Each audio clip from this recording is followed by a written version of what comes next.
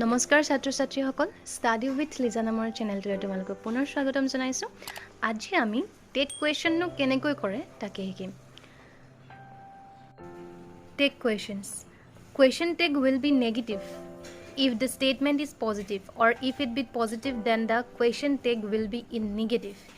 ইয়াত কোৱা হৈছে যেতিয়া আমাক টেক কুৱেশ্যন কৰিবলৈ দিয়া আৰু টেক কুৱেশ্যন কৰিবলৈ দিয়া যিটো বাক্য সেই বাক্যটো যদি নিগেটিভত থাকে তেতিয়া আমি টেক কুৱেশ্যনটো পজিটিভত বনাম আৰু যেতিয়া বাক্যটো পজিটিভত থাকে তেতিয়া টেক কুৱেশ্যনটো আমি নিগেটিভত কৰিব লাগিব।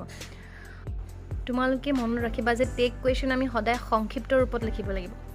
এতিয়া আই এম নটৰ সংক্ষিপ্ত ৰূপটো কি? Aren't I or ain't I. Is নটৰ isn't, are not aren't, was not wasn't, were not weren't, have not haven't, has not hasn't। সাধাৰণ ৰূপৰ cannot অৰ চোৱা can't, do not don't, did not didn't, may not mayn't। shall not অৰ সংক্ষিপ্ত ৰূপটো কি হ'ব এতিয়া? SHAN''T। so will not অৰ হ'ব won't। এক্সাম্পলখিনি চোৱা it is very cold today। আজি বহুত ঠাণ্ডা। এইটো ষ্টেটমেণ্টটো এইটো কিহত আছে? পজিটিভত আছে, ঠাণ্ডা বুলি কৈছে। চ' এইটো ষ্টেটমেণ্টটো পজিটিভত আছে, মানে এই বাক্যটো পজিটিভত আছে। চ' আমি ইয়াক টেক কুৱেশ্যন কৰিবলৈ হ'লে নিগেটিভত কৰিব লাগিব। ইয়াত চোৱা ইয়াত বি ভাৰ্বটো কি আছে বাৰু? বি ভাৰ্বটো হৈছে ইজ। এতিয়া ইজৰ লগত আমি কি লগাব লাগিব?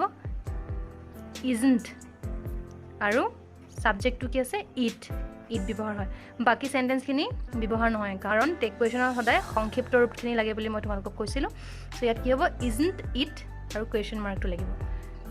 ঠিক তেনেদৰে ইউ ৱেৰ নট প্ৰেজেণ্ট দেয়াৰ। তোমালোক তাত প্ৰেজেণ্ট নাছিলা কৈছে। এতিয়া এই চেণ্টেঞ্চটো কিহত আছে? নিগেটিভত আছে। নটটো তোমালোকে দেখিছা নহয়, এইটো নিগেটিভত আছে। এতিয়া আমি টেক কুৱেশ্যনটো পজিটিভত বনাব লাগিব। ইয়াত কি হ'ব?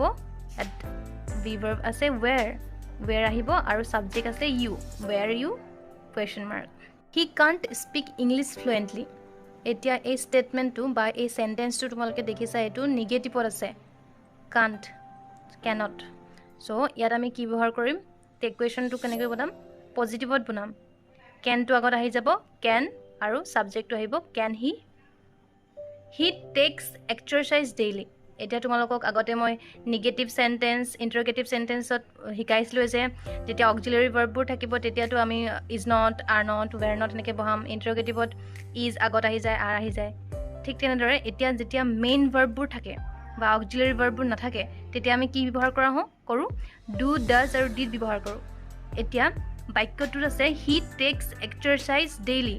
ইয়াত মেইন ভাৰ্ব আছে টেক্স, এছ যোগ হৈ আছে। এছ যোগ হ'লে কি লাগে বুলি কৈছিলোঁ? ডাজ।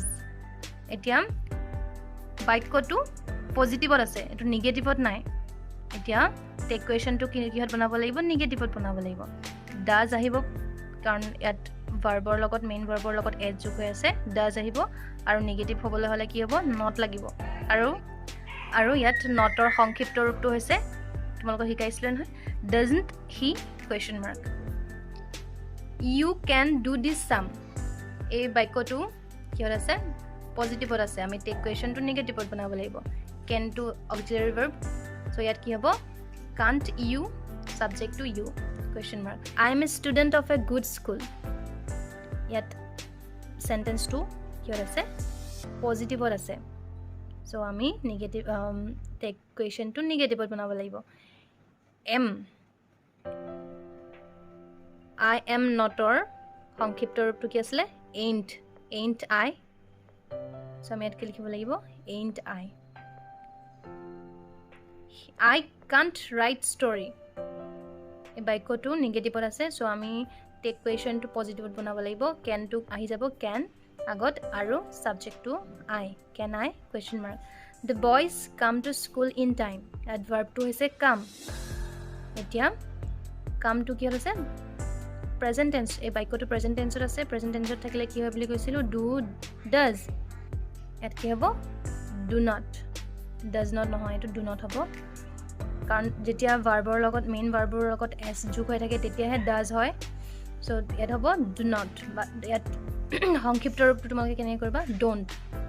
দ্য বয়জ আছে ইয়াত এইটো বহু বচন বুজাইছে সেইকাৰণে দ্য বয়জৰ হলনি দে লিখিছোঁ don't they question mark he broke the glass ইয়াত মেইন ভাৰ্বটো হৈছে ব্ৰক এতিয়া ব্ৰকটো পাষ্ট টেন্স এতিয়া পাষ্ট টেন্সত কি ব্যৱহাৰ হয় ডিড ব্যৱহাৰ হয় এতিয়া বাক্যটো যিহেতু পজিটিভত আছে আমি টেক কুৱেশ্যনটো নিগেটিভত বনাব লাগিব আৰু নিগেটিভত বনাবলৈ হ'লে কি হ'ব মেইন ভাৰ্বটো পাষ্ট টেন্সত যিহেতু আছে ডিড আহিব আৰু নটটো আহি যাব ডিডণ্ট আৰু ইয়াত ছাবজেক্ট আছে he didn't he question mark এনেকৈ কৰা হয় টেক কুৱেশ্যন এই কুৱেশ্যন পেপাৰখনলৈ মন কৰা ইয়াত আছে 16 নম্বৰ বিটো গৌতম ইজ এ ডক্টৰ এড এ টেক কুৱেশ্যন এইটো টেক কুৱেশ্যন বনাব লাগে গৌতম ইজ এ ডক্টৰ এই ষ্টেটমেণ্টটো হৈছে পজিটিভত আছে এতিয়া আমি টেক কুৱেশ্যনটো নিগেটিভত বনাম ইয়াত বি ভাৰ্ব অলৰেডি আছে তেন্তে আমি ইয়াত কি ব্যৱহাৰ কৰিম ইজটো আগত আহিব আৰু ইজৰ লগত নিগেটিভ বনাবলৈ হ'লে কি হ'ব নট আহিব নটটো সংক্ষিপ্ত ৰূপত লিখিব লাগিব ইজণ্ট আৰু গৌতমটো কি হৈ যাব হি ইজণ্ট হি আৰু কুৱেশ্যন মাৰ্ক চ' এনেকৈ টেক কুৱেশ্যন কৰা হয় আশা কৰোঁ তোমালোকে সকলোৱে বুজি পাইছা চ' আজিলৈ সামৰিছোঁ নমস্কাৰ